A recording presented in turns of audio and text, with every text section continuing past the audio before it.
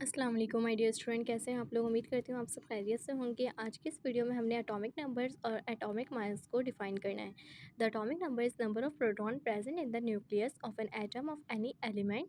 It is represented by sample Z.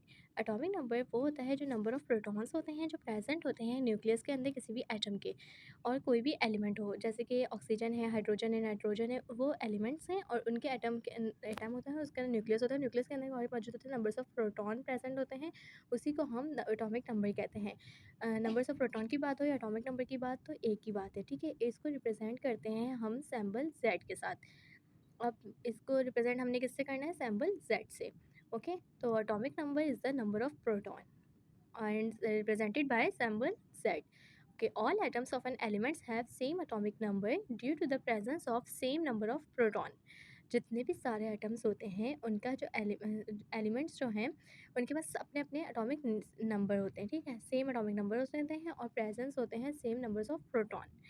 Because अगर उनके पास जितने नंबर्स ऑफ प्रोटॉन प्रेजेंस होंगे ना, वही देखिए नंबर्स ऑफ प्रोटॉन क्या होते हैं, जो एटम्स और न्यूक्लियस के अंदर प्रेजेंट हैं, ठीक है। और वही नंबर ऑफ प्रोटॉन्स हमारे क्या होते हैं, एटॉमिक नंबर्स होते हैं। और ऑल एटम्स के एलिमेंट्स से जितने भी एलिमेंट्स हैं उनके जो एटम्स होते हैं उनका सेम एटॉमिक नंबर्स होते हैं और प्रेजेंस होते हैं same atomic numbers of protons भी।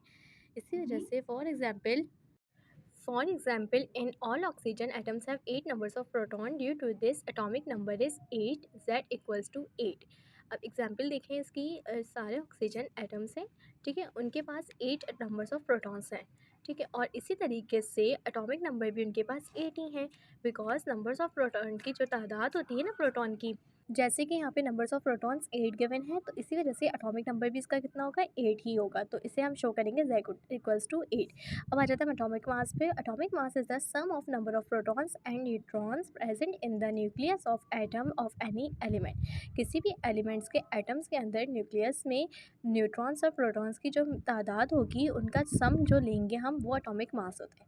जितने नंबर्स ऑफ प्रोटॉन्स हैं और जितने नंबर्स ऑफ न्यूट्रॉन्स हैं उनको अगर सम किया जाए, उनको ऐड किया जाए आपस में, तो वो हमारे पास एटॉमिक मास होता है। इसको रिप्रेजेंट करते हैं हम सिंबल ए से। ओके, एंड कैलकुलेटेड बाय, जैसे कि अब मैं इसको इस तरीके से लिख भी सकती हूँ, A equals to Z plus small N. A मतलब क्या, एटॉमिक मास, जेड मतलब numbers of protons and atomic number भी, और प्लस आ गया बिकॉज सम की बात की जा रही है, और एन नंबर्स ऑफ न्यूट्रॉन्स है, where n is number of neutron. अब यहाँ पे बता रहे हैं कि जो एन है वो नंबर्स ऑफ न्यूट्रॉन है। फॉर एग्जाम्पल, इसके एग्जाम्पल देखते हैं। Nitrogen atoms have 7 numbers of proton and 7 numbers of electrons. Then atomic mass of nitrogen is 14। Numbers of proton भी 7 है, नंबर्स ऑफ इलेक्ट्रॉन भी 7 है।